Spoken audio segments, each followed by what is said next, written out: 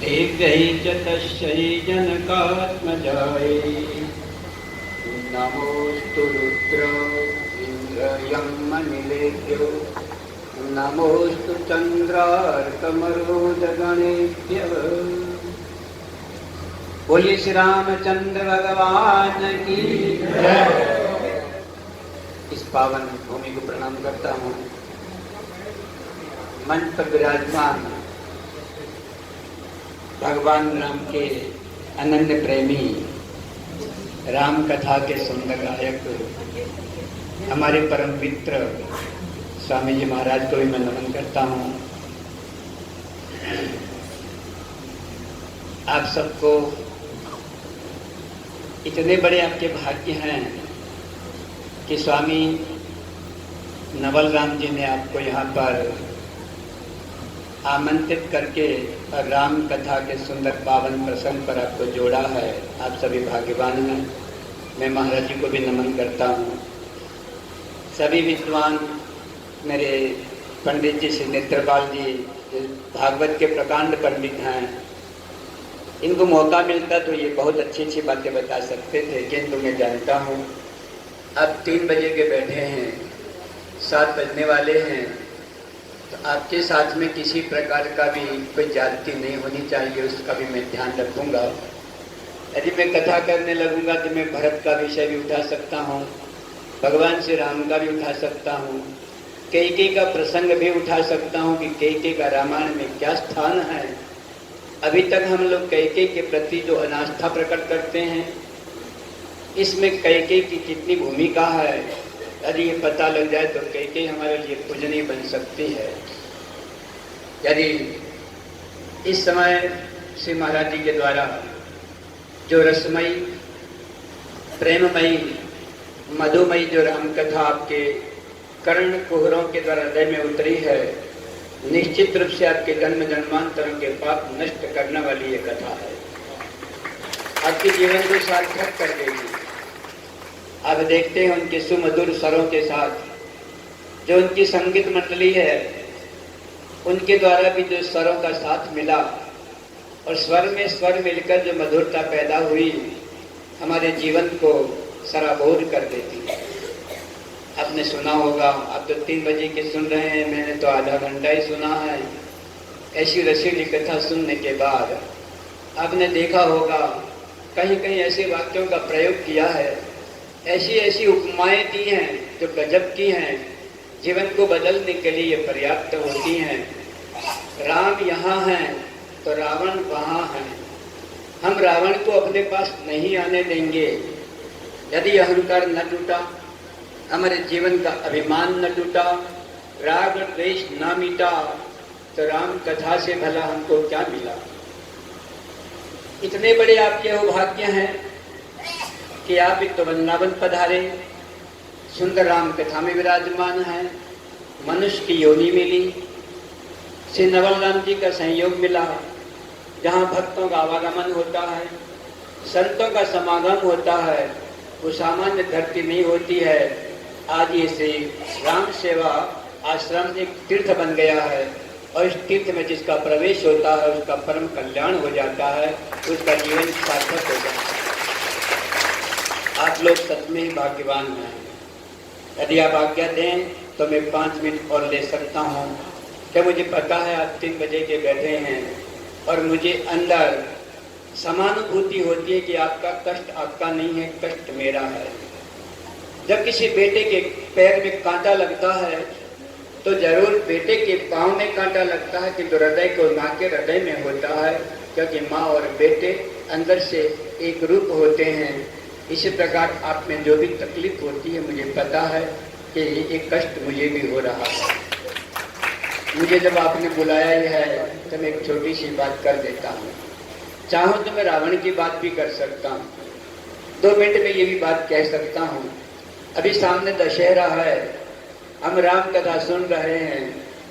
आपने देखा होगा हमारा बचपन, उस समय पर रावण कोई 5-10 फुट का बनता था। पूरे गांव में शायद एक ही रावण होता था। जो हमारे पुराने लोग हैं वो जानते होंगे, पूरे गांव का एक रावण होता था। रामलीला मैदान में इस रावण को जलाकर खाक कर दिया जाता था। अब धीरे धीरे धीरे धीरे गांव में अंदर एक रावण नहीं, अब तो गली गली में, मोहल्ले मोहल्ले में रावण बनने लग गया। कल अखबार में था कि एक आदमी ने 10,000 रावणों का निर्माण किया। कल अखबार में था एक ही आदमी ने 10,000 रावण बना दिए। अरे रावण को जलाकर खाक कर देते हैं तो रावण पैदा कहां से होते हैं? फिर धीरे धीरे धीरे रावण का कद बढ़ता चला गया। ध्यान रखिए, हम समाज में रहते हैं, बड़ा कष्ट होता है।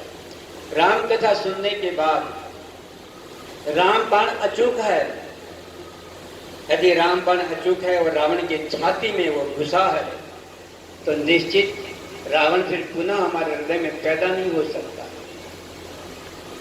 आपने देखा धीरे धीरे आज रावण 80-80 फुट का, 100-100 फुट का रावण हो गया। इतना ऊंचा रावण है कि रावण ही दिखता है, राम तो दिखते भी नहीं है। रामलीला मैदान में देखा होगा आपने, सबसे ऊंचा कौन होता है? रावण। रावण होता है। सहायक कौन है? कुंभकर्ण और मेघनाथ सहायक होते हैं, वो भी ऐसे ऊंचे है। बेचारा राम तो धरती भी दिखाई भी नहीं देता है। राम कथा करने पर धीरे धीरे, अभी मैं जयपुर गया था तो डीएम साहब मिलने आए थे, किसी हनुमान मंदिर की प्रतिष्ठा थी, तो हमने इनको बुलाया कि देखो आप एक जिले के राष्ट्रपति हैं, जैसे देश का राष्ट्रपति होता है, गवर्नर प्रदेश का राष्ट्रपति होता है, मैं कि तुम एक जिले के राष्ट्रपति हो, तुम चाहो तो कुछ बदल सकते हो। कि क्या बदले महाराज? मैं कि धीरे धीरे जो रावण बढ़ता जा रहा है उसको आप घटाने की कोशिश करिए। धीरे धीरे उसका कद इतना छोटा कर दीजिए कि वो एक ग्लास का रह जाए, मैदान में दिखाई भी ना दे। अरे हमारी तपस्या, हमारे ये मंदिर, हमारी ये भक्ति, हमारी ये तपस्या, पहले इतनी मंदिरों में भीड़ नहीं होती थी कि तो अब देखते हैं मंदिरों में इतनी भीड़ होती है, और एक नहीं लाखों मंदिर है, करोड़ों की भीड़ है। तो ये देश तो भक्तों का है। इस भक्तों के देश में, राम भक्तों के देश में रावण इतना बढ़ता कैसे चला गया? कहां से आया ये? तो याद रखिए, पूरी रामायण एक सत्य को प्रकट करती है। एक और रावण है, एक और राम है। हमारे हृदय के अंदर ही एक हमारा मन राम जैसा है, एक मन हमारा रावण जैसा है। हमारे अंदर दोनों बातें हैं, क्रोध भी हम करते हैं, प्रेम भी हम करते हैं, अच्छा काम भी हम करते हैं, बुरा काम भी हम करते हैं। क्या हम प्रतिज्ञा नहीं कर सकते हैं कि इस प्रेम के मंदिर में प्रवेश करने के बाद प्रेमी बनकर बाहर निकले? वृंदावन में आने के बाद राम कथा सुनकर हम राम के ऐसे प्रेमी बन जाएं कि रावण का पता भी न लगे। हमारे भीतर भला अहंकार, अभिमान, राग और द्वेष, लड़ाई और झगड़े। अब देखते हैं इस राम कथा के अंदर किस बात की लड़ाई है। कैकेयी ने जैसे राजा दशरथ ने राम राज्य की स्थापना की इच्छा की, कथा तो बहुत लंबी है, मैं 10 साल में एक छोटी सी बात आप तक पहुंचाता हूँ, शायद जीवन बदल जाए, हृदय बदल जाए, तो एक कथा का कहना हमारा सार्थक हो जाएगा, हमारा आना भी सार्थक हो जाएगा। इस अयोध्या का राम राज्य जब भगवान राम को वनवास दिया, लक्ष्मण को तो नहीं दिया था कि तो राम के साथ लक्ष्मण ने राम का ही अनुगमन किया और इस अयोध्या का राज स्वीकार नहीं किया। भरत ने भी अयोध्या का राज स्वीकार नहीं किया, शत्रुघ्न ने भी स्वीकार नहीं किया। ये चक्रवर्ती राजा थे, पूरे पृथ्वी के राजा थे। अरे एक को नहीं मिलता है तो दूसरा उसको झपट लेता है, दूसरा नकार देता है तो तीसरा इसको झपट लेता है। जिस प्रकार आज कुर्सी के लिए जो आपाधापी हो रही है और जो जनता के साथ अन्याय हो रहा है, ये जो भ्रष्टाचार फैला जा रहा है, इन लोगों ने यदि रामायण को सुना होता, पूरे चक्रवर्ती राज्य के लिए कोई लड़ाई हुई? सब छोड़ रहे हैं, किसी ने स्वीकार नहीं किया। भरत तो अयोध्या में प्रवेश ही नहीं किया, वो तो बाहर ही डूब गई नंदीग्राम में ही। जब राम जी प्रवेश करेंगे तब मैं प्रवेश करूंगा। शत्रुघ्न उस राजगद्दी पर नहीं बैठे हैं, अयोध्या के द्वार के ऊपर एक पत्थर के चौतरे के ऊपर अपना हाथ का सिरहाना लगाकर वहीं पर राज चला रहे हैं। ये उनका राज सिंहासन है। रामराज ऐसे नहीं होता है। ऐसे बड़े बड़े त्यागी विरक्तों के कारण ही रामराज की स्थापना होती है। यदि ये कहानी के दर्शन शास्त्र को उठाए तो गजब हो जाता है कि रामायण कैसा दिव्य ग्रंथ है, कैसा दर्शन ग्रंथ है। इसकी महिमा अपरंपार होती है। यदि उसको भक्ति के रूप में देखा जाता है तब ये जो भी कथा हो रही है ये कथा सार्थक है। किंतु जब राष्ट्र धर्म के ऊपर इस कथा को हो जाए तो हमारी रामायण राष्ट्र धर्म की भी शिक्षा देती है। और जब राष्ट्र धर्म की शिक्षा मिलती है तो याद रखिएगा फिर कई भगवान राजा दशरथ के साथ बैठती है, राज्य का शासन करती है, वो वीर योद्धा भी है, रथ का संचालन भी करती है भगवान श्री कृष्ण की तरह। और जब मौका मिलता है तब ये उद्घोषणा भी करती है कि हे राजा दशरथ, आपने राम राज्य की स्थापना की इच्छा तो की, जब तक रावण जीवित है तब तक रामराज्य पूर्ण नहीं हो सकता है, रामराज्य तुम्हारा अधूरा रहेगा। इसलिए मैं जब तक रावण मरेगा नहीं तब तक मैं उन्हें राम राज्य होने नहीं दूंगी। ये मेरा प्रण है। ये केवल राजमाता नहीं है, ये राष्ट्र माता भी है। कई सामान्य नहीं है। कई ने राम को प्रेम करने के लिए अपने कोख से पैदा हुए भरत को ननिहाल भेज दिया था ताकि राम को प्रेम करने में अपने पुत्र भरत का कोई स्नेह बीच में आड़े न आ सके। कितनी बड़ी उनकी करुणा होगी, अपने राम के प्रति कितनी ममता होगी कि अपने कोख से जने हुए पुत्र को ननिहाल भेज देती है, राम को अपना पुत्र मानती है। राम को पुत्र मानने वाली कई क्या राम को वनवास भेज सकती है? संभव ही नहीं होती है।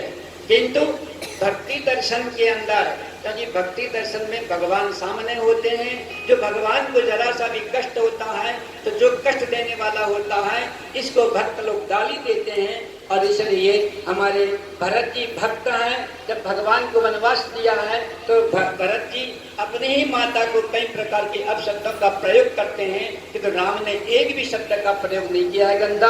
और लक्ष्मण जी ने भी कभी माता कई को एक भी शब्द ऐसा उलाहना का नहीं दिया है, क्योंकि ये सब जानते हैं कि जो कई ने जो हमारे पूरे विश्व को दिया है वो कोई और माता दे नहीं सकती है, जिसने रामराज्य की स्थापना के अंदर कलंक अपने ऊपर लगाकर और रामराज्य की स्थापना के लिए इतना बड़ा सहयोग किया है। तो आप मन में जो कई के प्रति जो अनादर है उस अनादर को हटाकर जो राष्ट्र माता है, जिसने इतने कष्ट उठाकर रामराज्य की स्थापना करने में अपना सहयोग दिया है, आप उसका आदर करना सीखेंगे। क्योंकि रामायण में एक भी पात्र ऐसा नहीं है जो रामराज्य में सहयोगी ना हो। आप सब लोग मिलकर इस विश्व के ऊपर पुनः रामराज्य की स्थापना कर सकते हैं। कितने दोष हैं, अब कितने अपराध होते जा रहे हैं।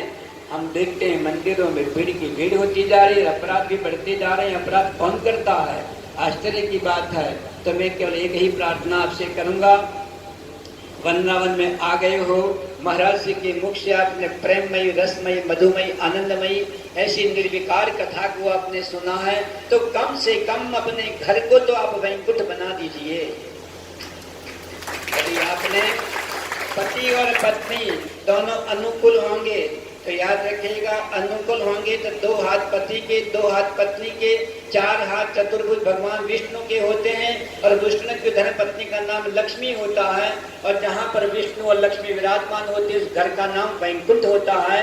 यदि आप अनुकूल हो जाए तो आप प्रतिज्ञा करिए, जब विश्व की धरती के ऊपर हम उतरे हैं तो थोड़ी थोड़ी लड़ाई झगड़ा तो होता है।